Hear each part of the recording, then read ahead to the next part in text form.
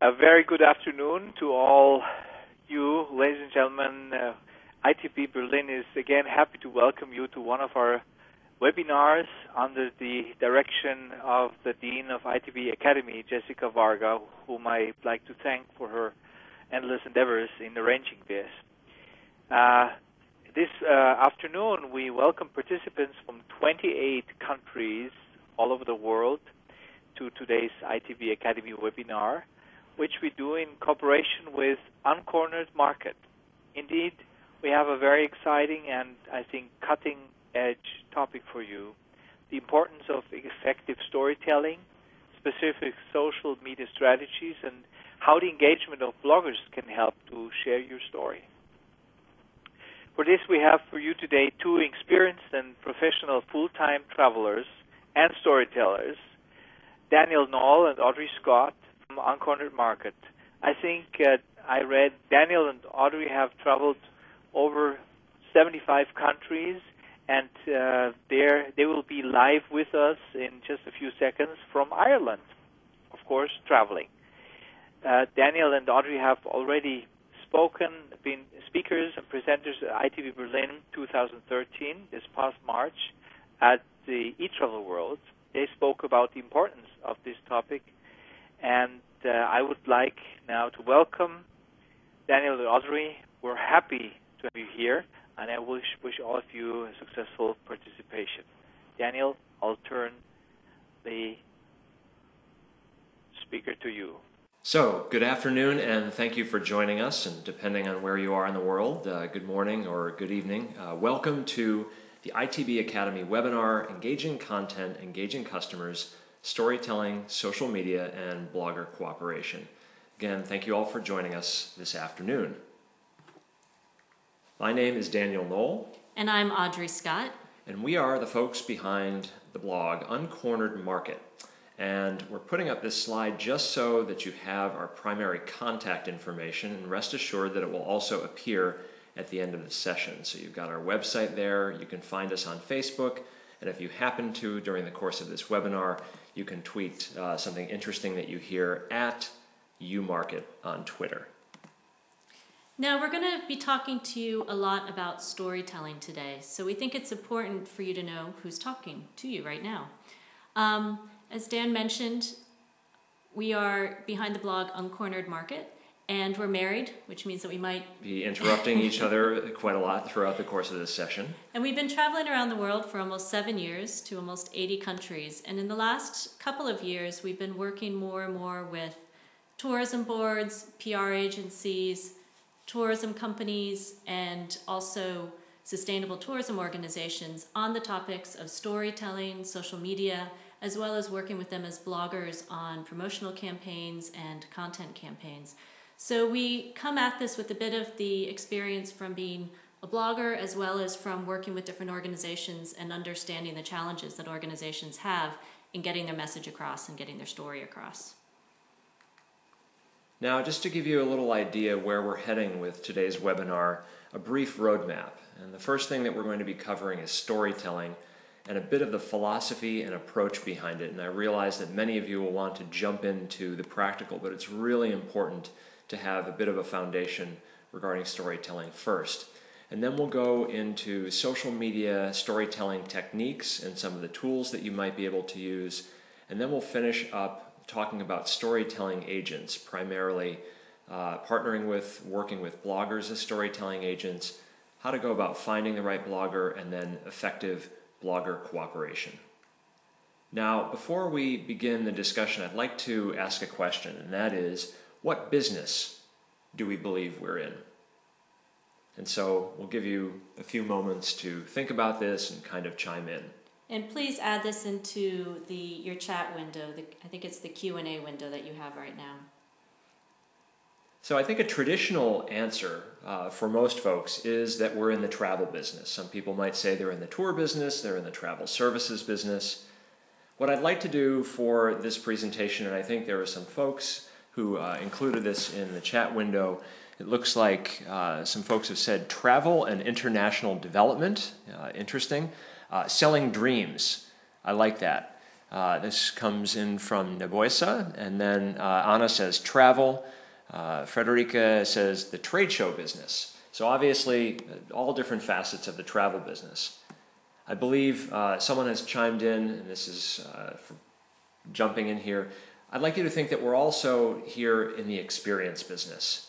And then beyond that, and this is really going to be important, particularly in terms of storytelling, I'd like to think everyone here is also in the inspiration business. How can we get prospective customers and consumers out there, not only consuming our product, but actually undertaking interesting experiences? And then finally, and this is really the most important in terms of content, and that is I'd like for everyone here to think that they might find themselves in the differentiation business. And the reason why the differentiation business is so important is because our consumers, the average prospective consumer, is exposed to more than 6,000 advertising messages every day. Just think about it. You know, we're bombarded with images on Facebook, television, as well as on radio, our email, and everything. And so the question is, how can we get our message across through all the noise out there, all the distraction out there? And I'd like you to think of, perhaps you have a property that has a beautiful beach, but your neighbor also has a very similar view from their beach.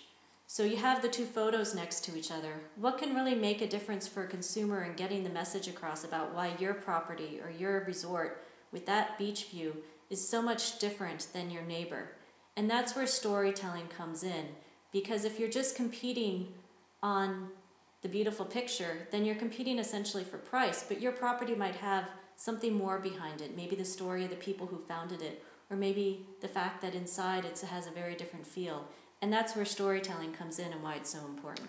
So a very nice segue into why is storytelling effective? Well, essentially it cuts through all of the noise of these impressions, advertisements, and it helps customers retain the message. Now, we don't have time today in this webinar to discuss sort of all the psychological backstory of why that is, but customers retain messages better when they get them in the form of stories rather than just individual impressions or images. What we're also going to talk about today is the idea of not only making impressions, particularly in today's digital world. Everyone talks about page views and impressions and numbers.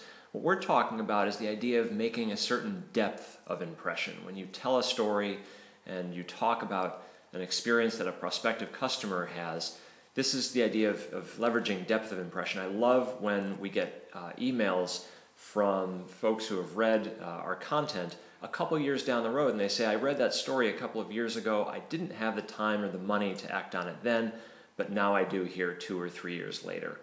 Now by doing this, what it does is it shifts the way we market from what Audrey was talking about, a commodity where we're essentially competing on price, to being a differentiator. How can we demonstrate through effective storytelling, through communicating our experiences, how we're different than our competitors, with the goal of this idea of planting the seed, changing people's minds, in some cases shifting their perceptions about products, about destinations. And the path that we're looking to build is to tell a story, to tell it effectively, to build some trust, and then essentially motivate our prospective customers to take action.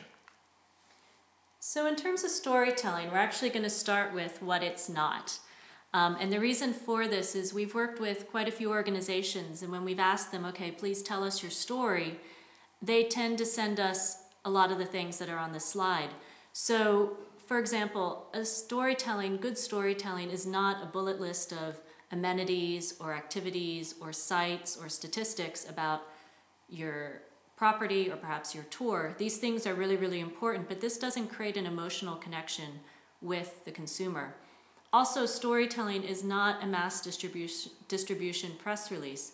Again, this isn't important. It's useful for communicating with journalists and getting news stories out there. But often we find that press releases really are about facts, and they're not about, meaning the statistics, and they're not really about weaving a story that grabs your consumer and takes them through why your experience at your place is so much different from everywhere else. And perhaps most importantly, storytelling is not fiction. It's not making up something. And this is really, really important because sometimes when people hear about story, they think of fairy tales or children's books that we read late at night to our children.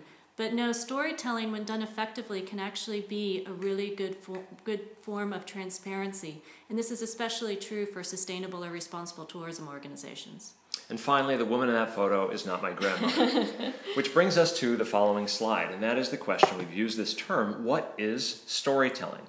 Well, essentially, it's an account. It's a telling of an experience. And the idea is there are characters who are undertaking an experience. Again, at your lodge, with your travel product, perhaps taking the tour. And it's the telling of what it is that they experience and what happens to them along the way. Now, the important thing about story is it does not need to be long form. I think when people hear story, they think, oh, I've just committed myself to 500 words, 1,000 words, 1,500 words. What we're here to tell you today is, given all the social media platforms, we have so many different ways to tell effective stories today in the form of 140 characters on a platform like Twitter, maybe 140 words or less on a platform like Facebook, and then of course you're going to have those longer form blog posts. Now, if experience is the new currency in travel, and this is something that we'd like to sort of put in your mind, then storytelling is essentially your bank. That's how you're going to make withdrawals on this. The idea is telling effective stories, placing the prospective customer in that experience so they get excited about it and then they're motivated to take action. Now, when people ask, they'll say, okay, now I understand that storytelling is the idea of putting someone in an experience and telling all the events of what happened. How do I do that? Well, one of the first things you want to do is ask yourself, how do I do this by not just telling, but actually showing or demonstrating what that experience is about? Another way that you can invoke effective storytelling is involve characters. And when people ask, well, what kind of characters? Think about any of your stakeholders. Think about employees. Think about actual customers. Think about the story of how the organization was started. This is the idea behind involving characters. And that next bullet, crux and conflict. Well, what does that mean? It means that not all travel stories are perfect and full of good news. Sometimes things go wrong, and actually when we share some of the ways that things go wrong in a transparent way, it can kind of be funny, and it actually puts someone in the circumstance in a real way, and we build an emotional bond with a prospective customer through that.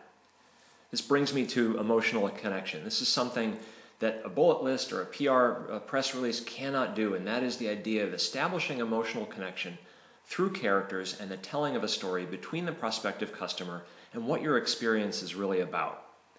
I alluded to this before, the backstory. What is the story of your organization and perhaps the values that it holds and why those are connected to the experience that you deliver? In the next bullet, multidimensional and tapping multiple senses. What does that mean?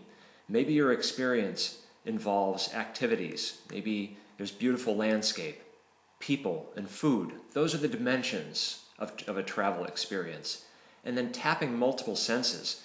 What did it look like? What did it feel like? What did it sound like? What were the tastes involved? And finally, storytelling, the most effective way is to communicate not only what experience, what happened, but how that experience was delivered. And ultimately, this is the big bit here. It's the why. What are the values behind the organization delivering that experience? Why is the organization doing things the way that they are? Now, Dana just mentioned that when you tell a story, it doesn't have to be long form, and that's where social media can come in, because we have all these different platforms now available to us. It actually can be overwhelming when it seems like there's a new one popping up every year. But we have these different platforms available to us to reach consumers at different places and to target our story to those platforms.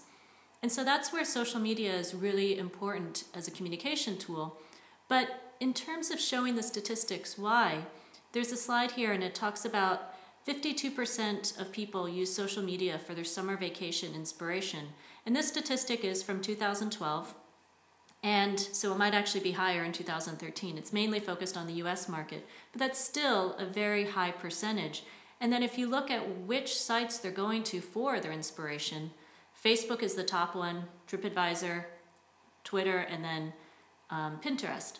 And so the idea is that if you're able to tell effective stories on these platforms, you can reach them when they're in that inspiration and dreaming phase.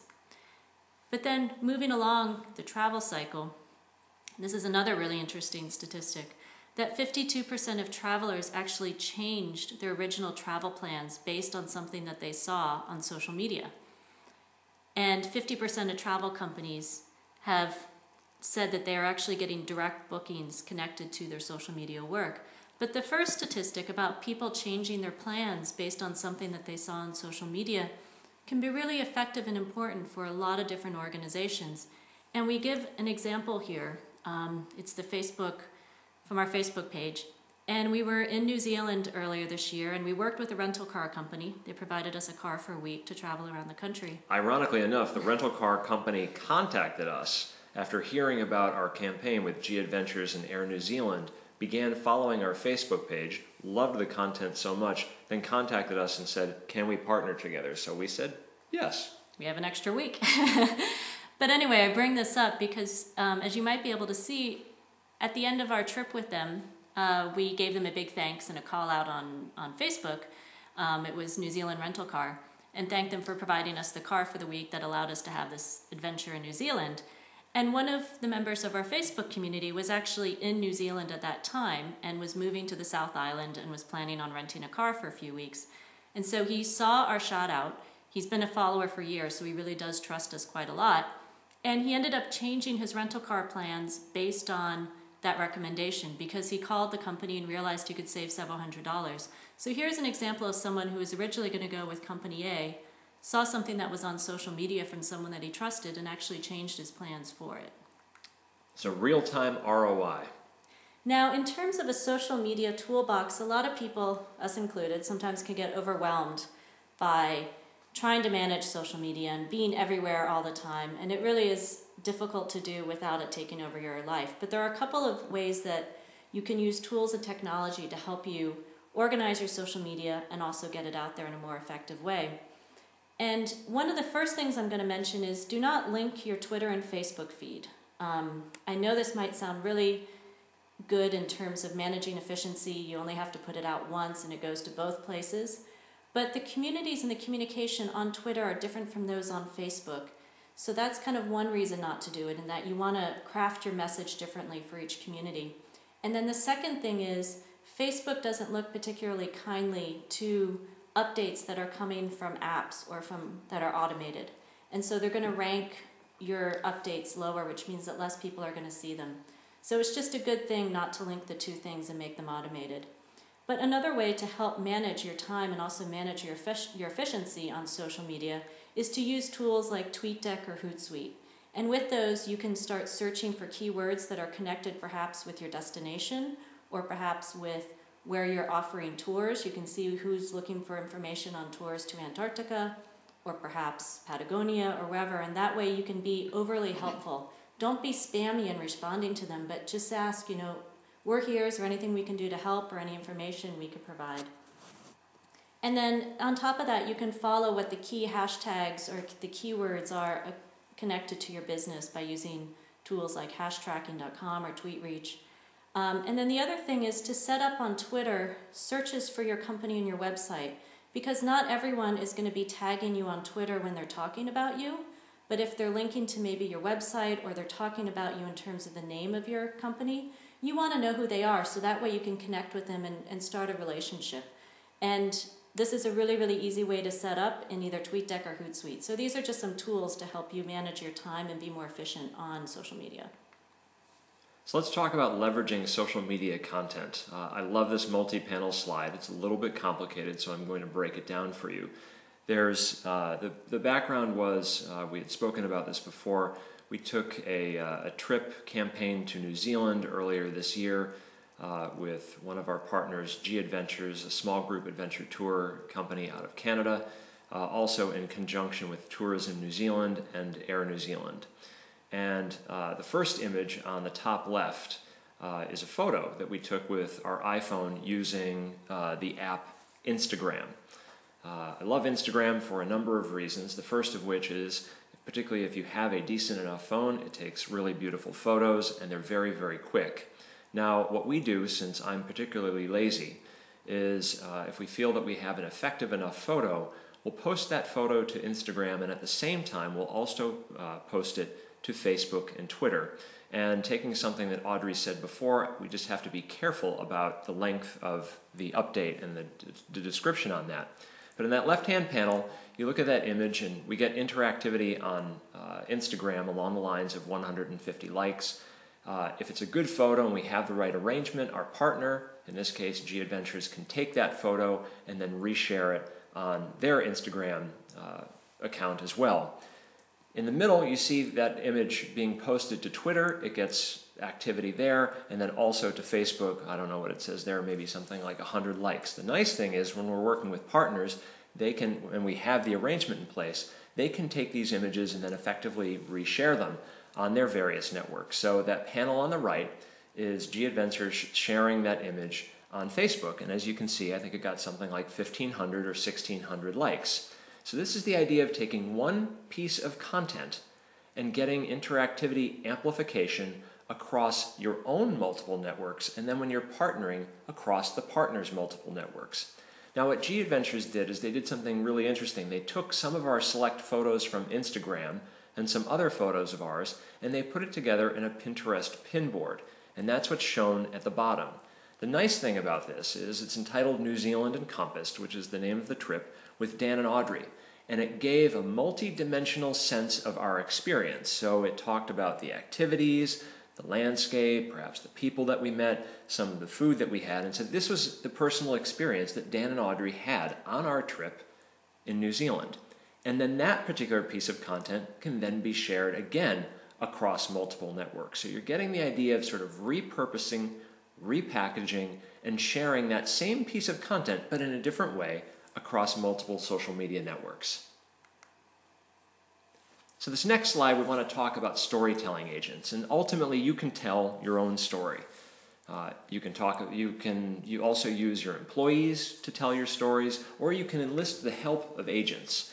And by agents, this can be anyone outside of your organization. Some of the best agents to tell our stories are customers. So we're going to talk a little bit about how to engage them. We can also engage traditional print journalists as well on various campaigns, but where we're going to focus most of our attention today is the idea of using travel bloggers and bloggers in general as storytelling agents to talk about the experiences that they have and then share those personal experiences with their audiences. Now, before we get into bloggers and working with bloggers, we just wanted to touch briefly on the idea of asking your customers to tell your story. And especially with more and more people traveling with laptops and smartphones and tablets, there's really an opportunity that when people are on your trip or perhaps in your destination or on your property, to ask them to start sharing their experiences in the moment. When they're posting their photos to Facebook or perhaps posting on Twitter about the wonderful meal they had at the restaurant, that means that all their friends and their family are seeing it. And again, we trust our family and friends and their recommendations most. But instead of kind of being pushy, the idea when you're working with customers to tell your story is to make it fun, make it easy. Maybe have some sort of competition, like the best photo posted from the day wins a free cocktail at the bar tonight. Or make it interactive, communicate back with the customer on Twitter or whatever platform you're using. Maybe it's Instagram, you can go back and forth. And this helps make the customers part of your story. But more importantly, when they're sharing experiences from not working with you, but from being at your property or on your tour, people trust people. That's the most important thing here. And let's face it, many people love having their 15 minutes of fame. They love having their photo for everyone to see on a really popular Facebook page or on a Twitter account because they want to show off, like, yes, that was me and that was my experience. You can maybe call it the brag factor. But talking about bloggers, we get a lot of questions about, like, who are bloggers? What do they do? How do they survive? How do they make money? By the way, we don't normally dress like that. That's a photo of us taken amidst a sandstorm in Egypt a couple of years ago. But essentially, bloggers are storytellers. We experience things and then we share it with through the lens of our personal experience and our personal story. We're content creators. We wear many different hats. We're also social media mavens. In order for our own business to survive, we need to be up to date on what's happening and the latest technology on social media as well as on blogging. We're marketers. We have to market ourselves, but we also work with a lot of different companies to help market them or get their story across. We're advocates, especially when we spend a lot of time in a destination or work very closely with a company, we start to be seen as experts or advocates for those organizations or for those destinations. So people come to us asking for advice on places that we visited several years ago, or they ask for advice connected to a specific company about what they can do, what they can't do. And we're business people. Like anyone, we have bills we need to pay and food we need to buy. So we're business people, and we're here to try and add value to the companies we work with, and to use the skills that we have developed and that we have in order to work with good companies. And we also understand that the people joining us today are also business people. The idea that perhaps the conversation begins with exposure, it continues with engagement, but really the highest value is essentially the conversion. We're all here not only to make people's lives better through the experiences in our organizations, but to sell something to them. And in terms of looking at the travel life cycle, this is a pretty standard life cycle that a consumer will go through when planning and executing a trip. You have the dreaming phase where maybe they're searching on photos on Pinterest, and you have the planning phase where it goes a little bit deeper in terms of trying to put together all those dreams into something that might actually be a real plan or something that might actually work with the budget or the time constraints that they have, which then goes into the booking phase of actually making those plans and committing, experiencing, and then sharing. And I would say now experiencing and sharing are becoming a little bit more overlapped. And then it kind of continues this cycle. So where do bloggers fit in all of this? I would say that they fit in some respects in all areas, but most specifically in the dreaming and planning phase. And getting you to the booking phase. But if you paid attention to that slide a few back about how people are making changes to their original plans based on something that they saw on social media, then bloggers might also fit in a little bit more with the booking phase. So we're kind of involved with especially the first three phases in terms of getting the idea in someone's head and then helping them go through the process and letting them know the resources that we took so that way they can take a similar trip.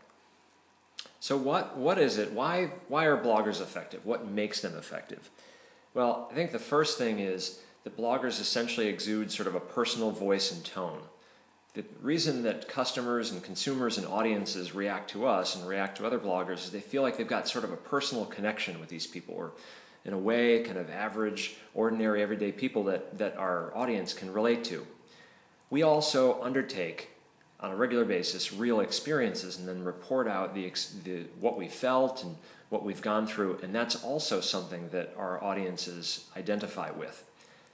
And among the best bloggers out there, we're also independent. The idea is we make decisions and we take trips and we do things in our lives independently, even though we may have relationships with various types of companies and have partnerships with those companies. And because of that, the combination of those first three things, the idea that it's something personal, those are real experiences, and we're independent, we develop a high level of trust through our communication with our communities and with our audience. And in terms of the content that we create, both real-time and social media, as well as our blog posts, and the fact that all of that lives kind of in the internet ecosystem, you're getting immediate exposure. Think back, to the rental car example in New Zealand when someone took our suggestions straight away and changed the rental car company that they're working with, as well as the long term, because all of the content that we produce is pretty well search engine optimized. When people are searching for trips, ideas, comparisons, they're coming to our websites and they're coming to our content on a regular basis. The other thing is we're multi-platform. We're photographers, we are writers, we're videographers, many of us, and we have a versatility that crosses sort of all these platforms, all these social media platforms, in various ways of engaging with various audiences. And the combination of all of that, all of the sort of real, the high trust, the quality content, sort of rolls up into a level of authority that keeps our audiences continuing to come back. And this is something I think that potential partners look at and say, how can we get, in a high trust sort of way, a piece of this and leverage the authority that this particular blogger has? And just to summarize all of this in terms of why are bloggers effective, there's a quote there from Tim Ferriss, who's the author of the book, The 4-Hour Workweek, where it says, people trust people don't trust entities, people trust people. And that's where bloggers are really effective in sharing messages and in sharing stories, is because we're just ordinary people that are consumers, that our audiences can relate to. So essentially, bloggers are today's storytellers. They can get your story out there, but with a personal touch. And the biggest challenge right now is, perhaps you're thinking, okay, I'm sold on the idea of working with bloggers, but where do I start? How do I find the right blogger? How do I find the right match for my company, for my campaign, for my goals? And the best way to do this is to think of a few questions. So when you're looking for someone to promote your brand, what target audience are you going after? What demographics? This could be geographic based, meaning you're going after perhaps consumers in the United States or consumers in Germany or China or certain regions like Asia. Travel style, there's a lot of bloggers out there that are working in budget travel or backpacking, but then you also have bloggers on the other extreme who are working in luxury and spas. You have people who are couples bloggers, solo travelers, family. There's all different types of travel styles. Perhaps most importantly, the content style and tone, in terms of what do you envision this blogger is going to be representing your brand when he or she writes. So what style or tone of content do you want produced? Are they, in other words, are the pieces more service pieces? Are they list-oriented? Are they things like accommodation reviews? Or are they actually telling stories, maybe sort of narrative quality content? Or some combination. And then in niche, do you have a really specific product or a really specific service that you're offering, or a specific message that you want to get through to a very small community? That's where niche bloggers can be extremely effective. Now, I know you want to jump into the numbers, but let's take a step back, because I think this is perhaps the most important perspective that you can have when deciding who to work with, and that is the qualitative factors. It really absolutely makes sense that when you're evaluating bloggers, you actually read their content. Read a couple of their blog posts, take a look at the interaction across their social media networks. And the question is, what is the quality of the content? Does it actually fit the numbers that you've been given by the blogger through their media kit? What does the quality of the engagement look like? Not only volume, but what are the nature of the comments? Are people asking questions? Do you think that they're actually going to eventually book a trip someday? Because really, that's what you want to get to. You want to have the blogger that you're working with and your partner looking at exposing your destination, your lodge, your product, whatever. And the question is, what's the quality of the engagement and the comments that they're getting? And what does that indicate about the level of trust that blogger has with their audience? Are members of their audience and community actually going to make decisions based on what the blogger is saying? The other question that you can ask is, are there other media outlets, for example, where the blogger's content is going to be placed or that they may have a relationship with? And are you going to get something out of this beyond social media and content on the blogger's blog? And then finally, this is sort of taking the biggest step back, what is the professional footprint of that blogger?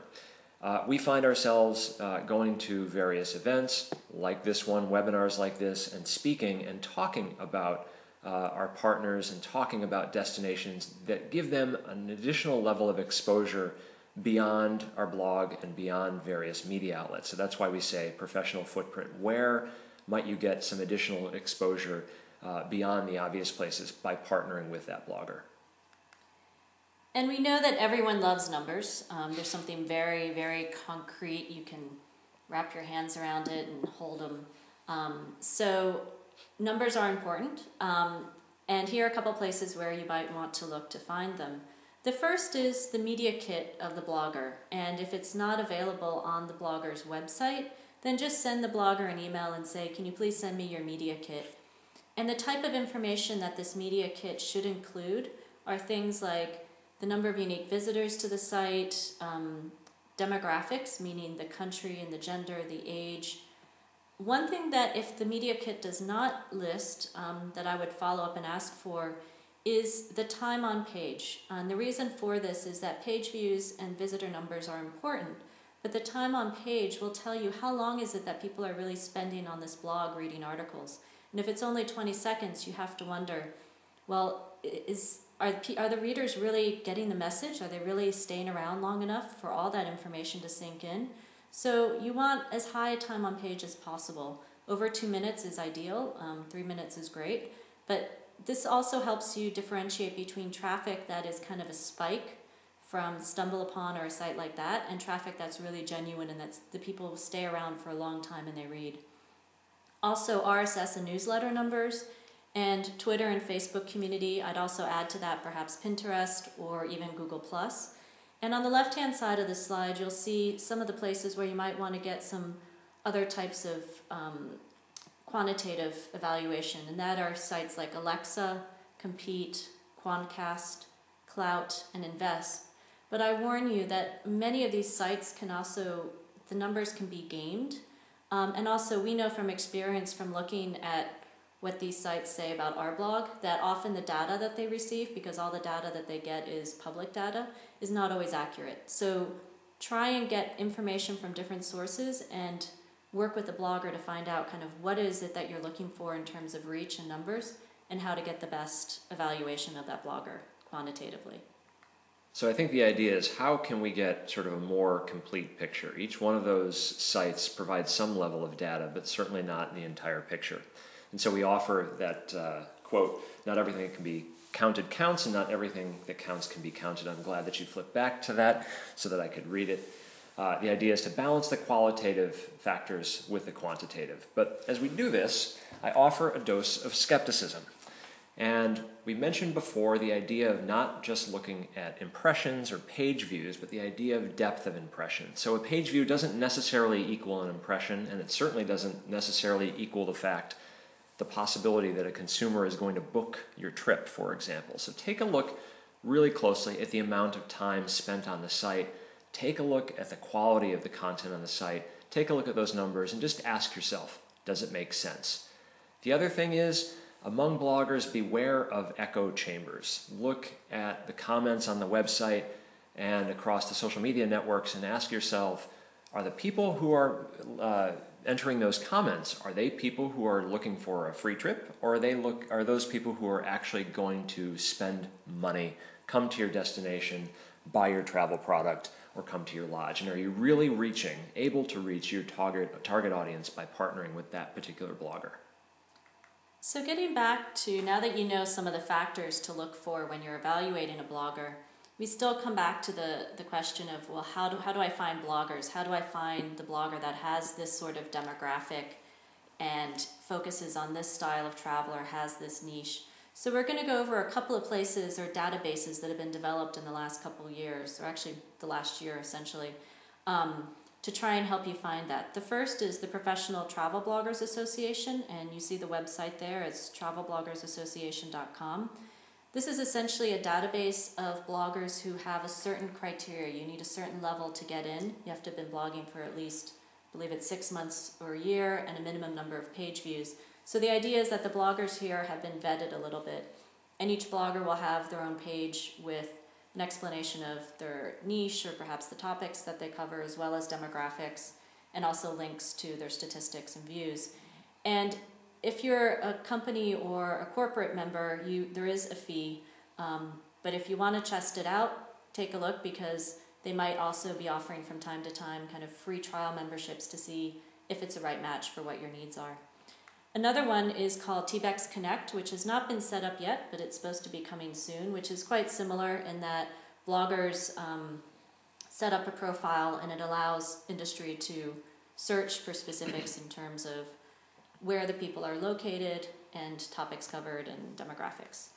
iAmbassador is essentially an organization that was started by bloggers, and what they do is they work on campaigns, and often these campaigns involve multiple bloggers together at one time, either in one destination traveling together or spread out around that destination covering different angles.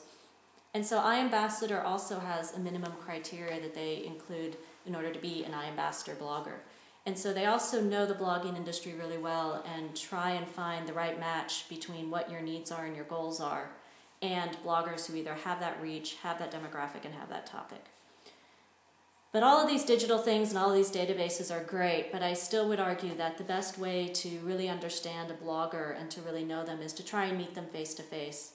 And that's where you have these conferences or trade shows. So TBEX, it just happened in Dublin this year. They have a European as well as an American conference every year, which is a travel bloggers conference, but there's a lot of industry.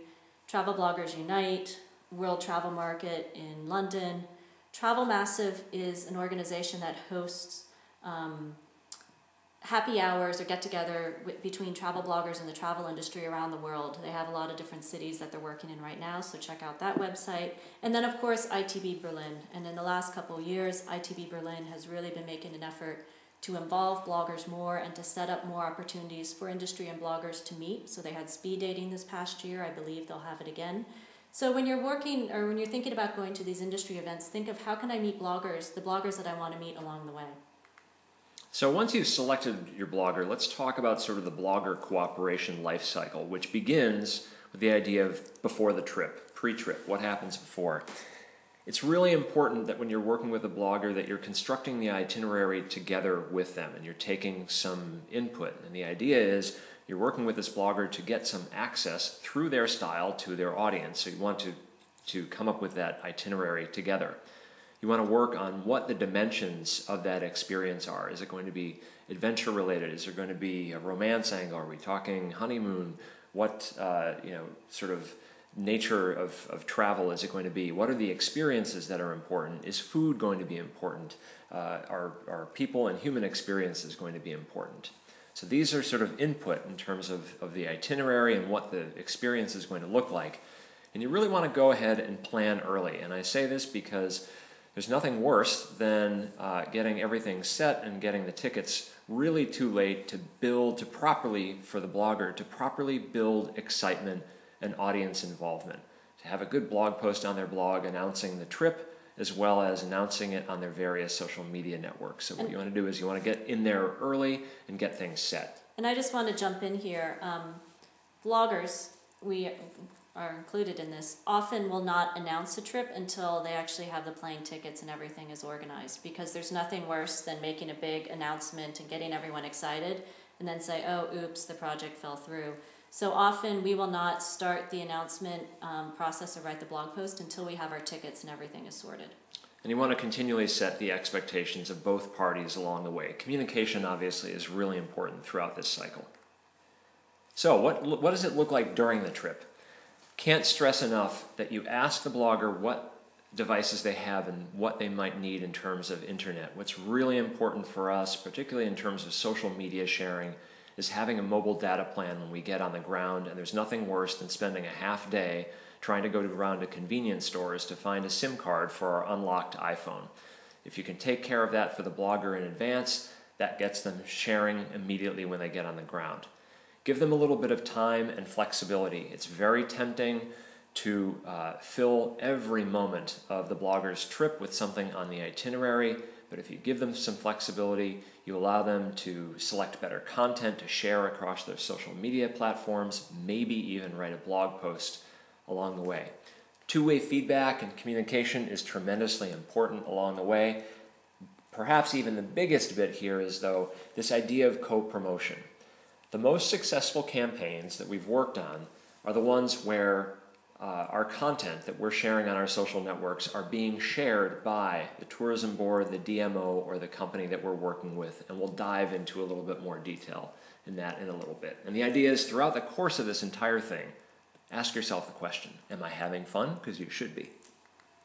Now, in terms of going a little deeper into co-promotion and why this is extremely important on campaigns, this isn't just the blogger who's promoting you and promoting your company or your service or your destination, but in order to really maximize the content that they're producing and the promotional work that they're doing, try and, as much as you can, to promote their content as well, because this is getting your product out there, your service out there, through the eyes of an independent person, through the eyes that's like through a very personal view. So it helps get your message and your content out, but through a personal look. And so here you see in the slide, it's from Jordan Tourism Board, where there was a couple bloggers there, the Planet D, and so they linked to their video, but then also tagged their Facebook page. So they gave credit to them and then thanked them. So that the idea is, here is content coming from these bloggers, the real people, it's a real personal view of our destination.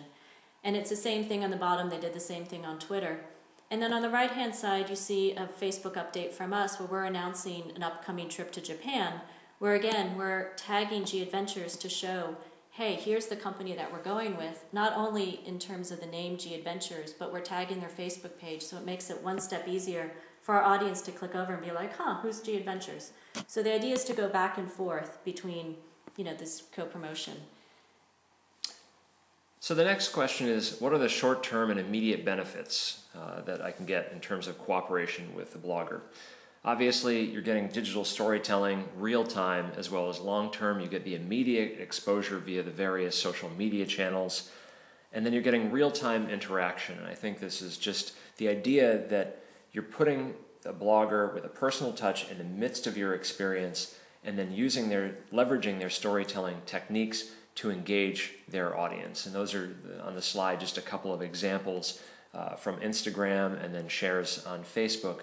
The idea that when we get on the ground, we begin telling what the real story is through our eyes, and that's what our audience expects, and that's what the greatest sort of level of value is in terms of partnering with a blogger. In terms of the short term, but there's also a lot of long-term benefits, and there's a process for after the campaign is over, what to do when you're working with a blogger. So it's important to continue the communication. I mean, you don't want the campaign to end and then all of a sudden you don't talk anymore. Ask if the blogger needs any help, maybe some information that's connected to a place that they went through. It's also possible to ask the blogger for report of activities and metrics, and this should be something that's agreed upon at the beginning, but it's also possible to ask for it at the end. And the idea is so that way the blogger can kind of tally up what they did on the campaign as well as the metrics in terms of how many people were on the blog post, comments, engagement as well.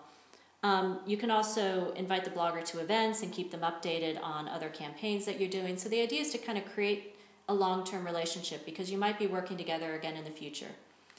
And again, connected with the long-term benefits of working with travel bloggers, we touched on this briefly, but you have the content that they're producing on their site, as well as possibly for other sites if they write for other outlets. And this has a very long shelf life. It also does quite well with SEO, especially with the recent changes that Google has made to their algorithms, in that they're looking more for story and long-form content. You're also getting varied content. You're getting photo essays, videos, panoramas, in addition to the written articles. You also might be getting other coverage in newspapers and other publications. We'll go over that in a bit. You also develop destination ambassadors or evangelists. When we go on a campaign and we come out of it, we often are seen as experts on that place. And so we'll get questions from people asking for advice. What should I do when I visit? I only have this amount of time. Where should I go? Where should I stay? And the most important thing is the relationship that you can build together.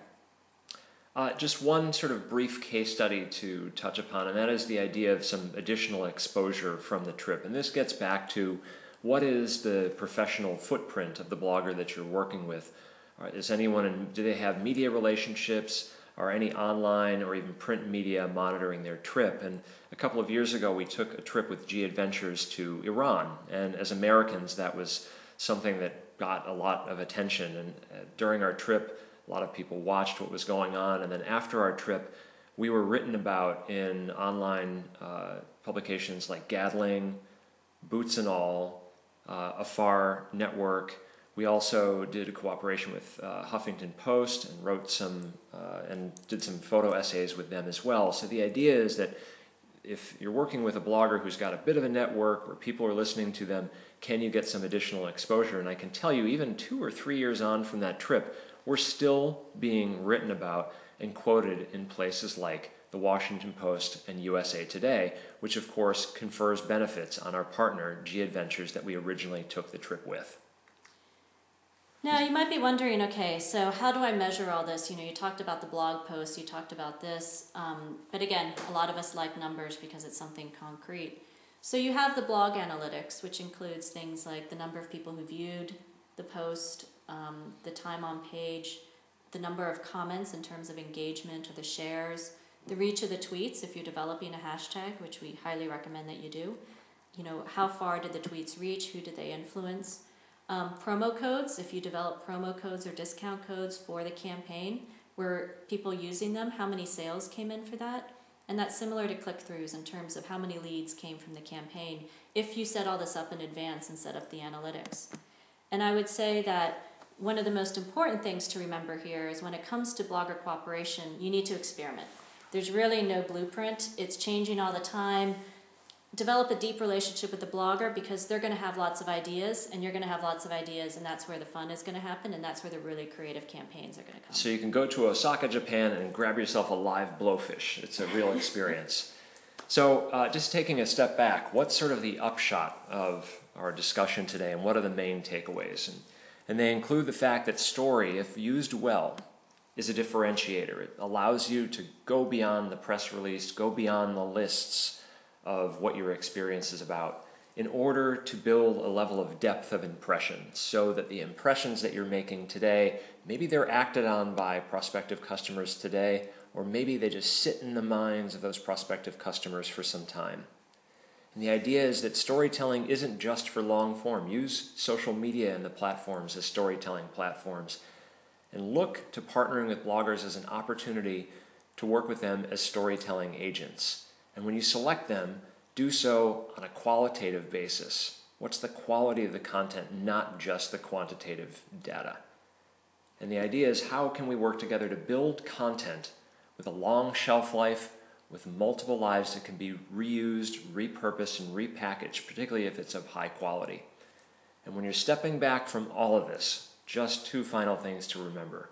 This is ultimately a human exercise, and we really hope that today and in the future going forward, that you have fun. Thank you. And so here, we really appreciate you taking the time to come and listen to this. We hope that we found it useful. But if you have any other questions, feel free to connect with us on any of the platforms that you see here. We have our website, Uncornered Market, as well as Twitter, Facebook, Instagram, Google+, as well as Pinterest. So feel free to get in touch with us. And we also just want to let you know that here is Jessica Varga's information, who is the one who put all this together. We thank her for her help and her support. So if you wish to further contact ITB and the ITB Academy, this is the way to do that. And now we see that there are a couple questions that came in the chat window, so we'll answer them quickly right now. There was one that asked about what do you mean about not linking Facebook and Twitter feeds? Now, there's a lot of different apps. I think Hootsuite and TweetDeck are two of them, where you can click a little button and whatever you put out on Twitter will automatically go out to Facebook and vice versa. As I mentioned before, the type of content that each of those platforms, basically the consumers on each of those platforms, they consume content in different ways. So you need to change your story a little bit differently, meaning that on Twitter it's very short and concise. On Facebook you have a little bit more flexibility. It's a little wordier, perhaps a little more story-filled. So the idea is make sure that you differentiate your content by platform and platform. And then from a technical standpoint, Facebook doesn't particularly look kindly when it finds out that information is just being linked both to Twitter and Facebook. And so in terms of edge rank, it'll kind of be devalued. And let's see, the next question, Santiago H. asks, the presentation was focused on how to interact with bloggers and what they can provide, storytelling included, but how can bloggers convince, through storytelling or otherwise, tourist boards to start collaborating with bloggers? I think the answer here fundamentally lies in the blogger understanding the business of the tourism board, the tour company, or the travel company that they happen to be working with, and then essentially building a business case that connects the understanding of the partner that they're working with and the audience that they have. So this is the idea of assembling through your media kit. What is your professional footprint? What is the size of your audience? What does the volume look like? What do the numbers look like? What are the topics that you speak to, and why would that be important in terms of connecting the product company, the accommodation provider, the tour company, the tourism board with your audience? It's essentially incumbent upon us as bloggers and agents to make that business case with the companies we work with. And just to add to that, if that tour operator or that tourism board has never worked with bloggers, you may have to go an extra mile and educate them on how consumers are changing the way that they get information and make decisions on travel, meaning they're getting more and more information online, and more people are getting their information from bloggers and actually acting on it because, again, they trust the blogger because they're a real person. We don't have the statistics with us right now, but if you research it, there's some statistics from a few years ago, I think put out by Blogworld, that shows how more and more people are getting their information online. And we have one last question from Carolyn, which says, how does the pricing normally work? Is there a guideline or is it totally different regarding the bloggers? And I'm afraid that it's totally different. I wish there was one kind of price list that we could give you, but it really depends blogger by blogger, and it also depends campaign and by campaign. For example, each blogger has a different style of reach. They have a different set of skills that they bring to it and a different style of content. So for example, it's taking into consideration all the work that they're doing, the social media work, perhaps they're doing videos and photos in addition to blog posts. And so taking a look at what that value is. And also it depends on whether that content is only going on the blogger's site or whether perhaps they're producing content for your site as well because maybe your website or your blog needs some help or needs some additional content. And again, in terms of the campaign, it depends on what the expectations are. So I wish we had an easier answer, but I'm afraid it really depends. But start the conversation and the blogger will usually be able to tell you either what a daily rate is or what a project rate based on the different factors like the content produced and how long it is as well. So one final thank you to all of you today for joining us and taking out time with us. Also a big thanks to ITB Academy for setting this up and giving us an opportunity to speak with you today. We are Uncornered Market, Daniel Knoll and Audrey Scott. And thank you again, and we'll look forward to continuing the conversation with you. Bye.